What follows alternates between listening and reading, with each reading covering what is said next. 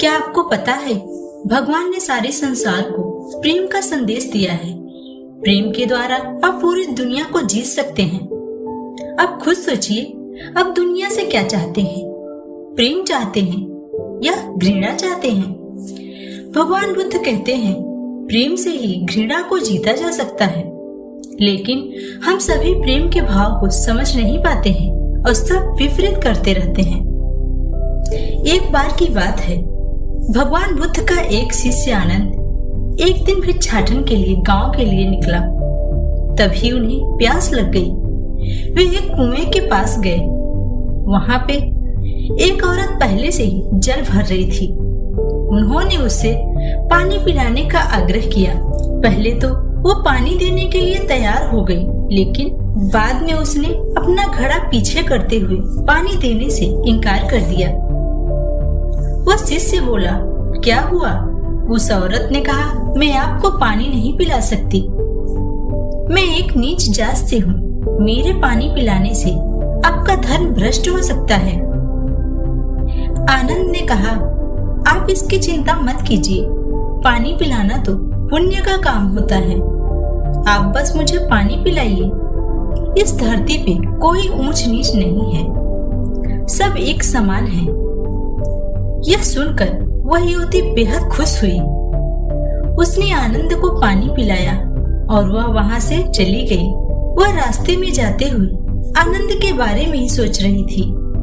उसे उनकी सोच बहुत पसंद आई। आनंद दिखने में भी सुंदर थे।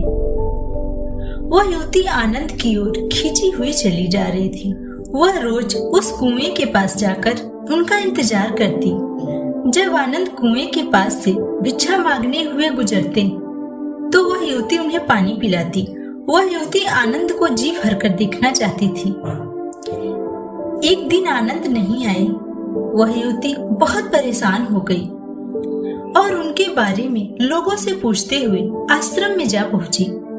जब उसने आश्रम में आनंद को देखा तो वह खुश हो गई। उसने आनंद से पूछा, आज आप भिक्षा मांगने नहीं आए?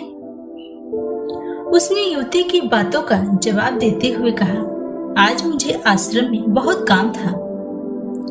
उस युवती ने कहा, क्या आप मेरे घर भोजन पे आएंगे? क्योंकि मैं यह जानती हूँ कि आप जाति का भेदभाव नहीं करते। आनंद ने कहा, यह मैं तुम्हें अभी नहीं बता सकता। यह मैं बुद्ध से पूछकर ही बताऊंगा कि मैं तुम्हारे घर भोजन पे आ सकता हूँ कि नहीं। आनंद की बात सुनकर युवती बहुत खुश हुई और चली गई। उसे रात भर नींद नहीं आई। उसे लगता था आनंद भी उससे प्रेम करते हैं। आनंद उस युवती के घर भोजन के लिए गए। युवती ने उन्हें भोजन कराया और कहा, आप ऊंच नीच जात नहीं मानते, तो क्या मैं आपसे अपने मन की बात बोल सकती हूँ? आनंद ने कहा, हाँ कहो, तुम क्या बोलना चाहती हो? उस औरत ने कहा, मैं आपसे शादी करना चाहती हूँ क्योंकि मैं आपसे प्रेम करने लगी हूँ। युवती अंदर गई और तैयार होकर बाहर आई। जैसे ही वह वरमाला लेकर आनंद के पास गई, उतने में आनंद की बेहोशी समाप्त हो गई। आनंद ने युवती को खुद से दूर किया और बिना कुछ बोले वहां से उठकर चले गए। युवती कुछ भी बोल नहीं पाई। उसने अपनी माँ से कहा, मैं बहुत पापी हूँ, मुझे ऐसा नहीं करना चाहिए था। अभी तक तो आनंद मेरे हाथ से पानी पी लेते थे, अब तो वो मेरा चेहरा भी देखना पसंद नहीं करेंगे। वह सारी रात इसी ग्लानि और पीड़ा में रही। उसे नींद भी नहीं आई। अगली सुबह वह बुद्ध के आश्रम में पहुंच गई और कहा, हे महात्मा, मुझसे बहुत बड़ा पाप हो गया है। आप मुझे उसकी सजा दीजिए। बुद्ध ने कहा, मुझे आनंद ने तुम्हारे बारे में बताया है। तुमने कोई पाप नहीं किया है, तुमने तो प्रेम किया है।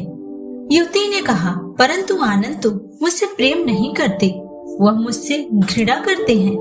महात्मा ने कहा, आनंद किसी से घृणा नहीं करता, वह तुमसे भी प्रेम करता है। वह सभी से प्रेम करता है। जो प्रेम दया लाए, करुणा लाए, आनंद लेकर आए और स्वतंत्रता लाए, वह सच्चा प्रेम होता है।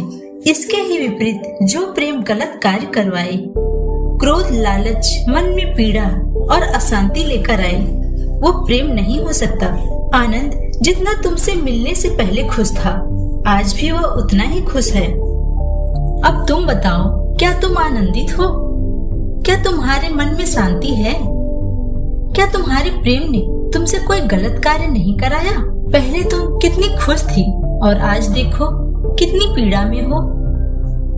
तब तुम ही बताओ, तुम कैसे कह सकती हो कि तुम प्रेम करती हो? वह युवती बुद्ध के चरणों में गिर जाती है और बोलती है, मुझे क्षमा कीजिए महात्मा, मुझे सच्चे प्रेम के बारे में अभी तक कुछ भी पता नहीं था। पूर्ण प्रेम में लालच, स्वार्थ और वासना के लिए कोई जगह नहीं।